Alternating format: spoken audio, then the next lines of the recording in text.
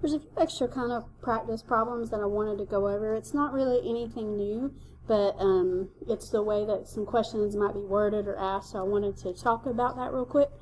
So first of all, let's say that you have a Taylor polynomial. It's given to you.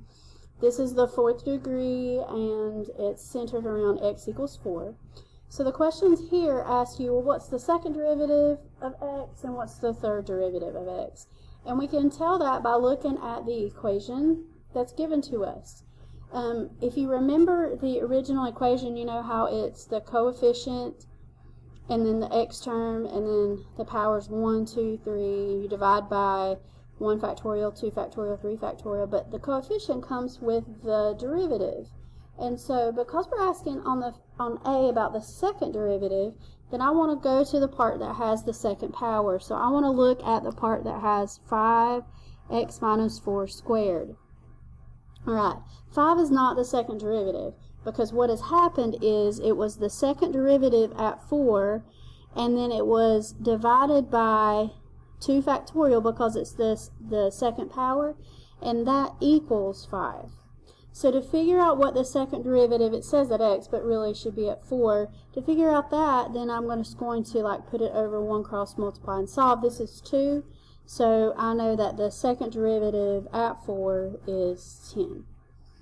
And if I do the same thing for the third derivative, I know that the third derivative has to do with this one, and so I know that negative 2 is going to equal the third derivative at 4 divided by 3 factorial, because it's the third derivative. 3 factorial is 6, so then again if I cross multiply, then I know that the third derivative at 4 is 6 times negative 2, which is negative 12.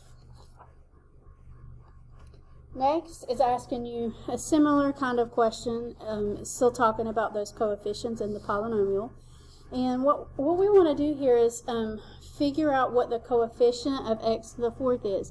It doesn't ask me what the whole entire series is. It just wants to know, well, what is that particular coefficient?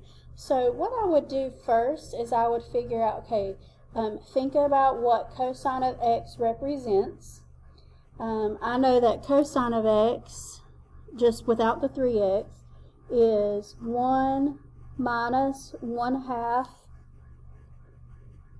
x squared plus 1 over 24 x to the fourth, and then so on.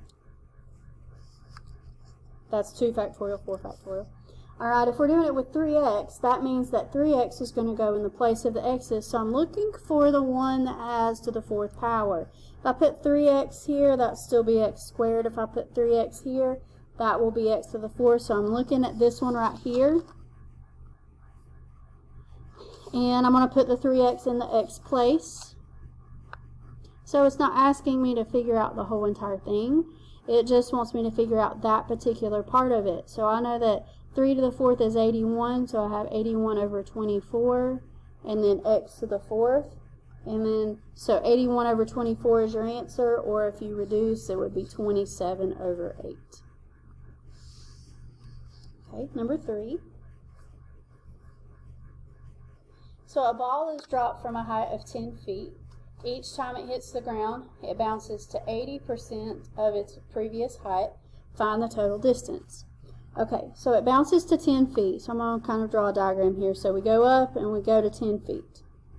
Okay, and then it says each time it hits the ground, it bounces to 80% of its original height.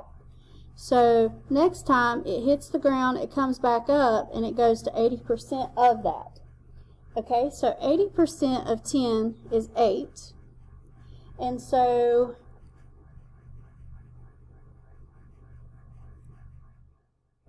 it was 80%, which is 0.8 of 10. And that's how much when it travels back up again.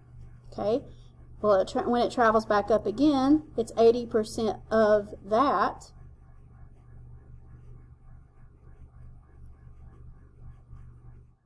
And the pattern continues. Now, that actually doesn't figure out the whole entire height, though, because I have to think about the fact that it came back down. Okay? So when it comes back down, that part of it matters too. And so this coming down right here, we also have the 0.8 times 10. The coming down here, we also have 0.8 times 0.8, 10 again. So the formula, actually, it's going to be 10 plus 2 times each of these things.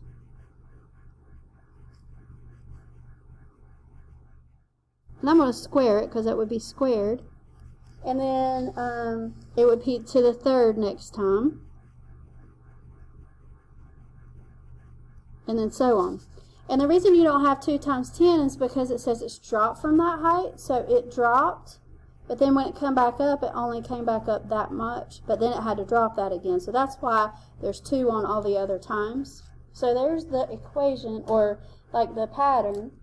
And then, so if you think about this, then that's going to be 2 plus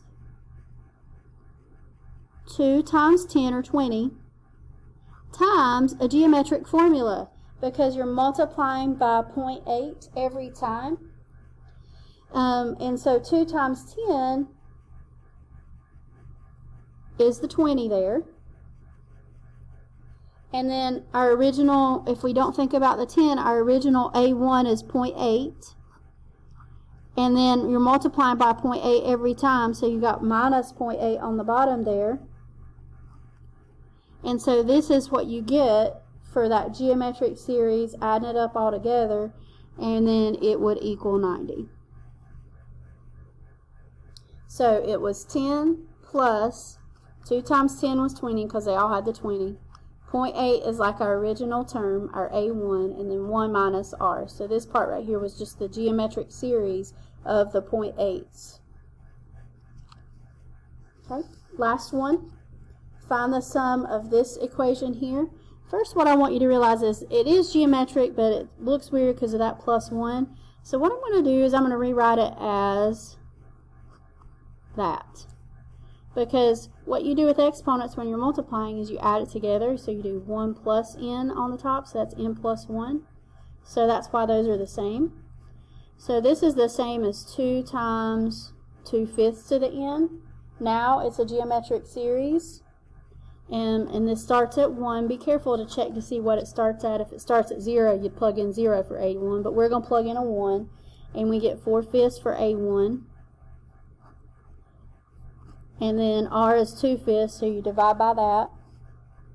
And then when you work that out, you get 4/3. So basically on that one, I just wanted you to realize that you could break that apart.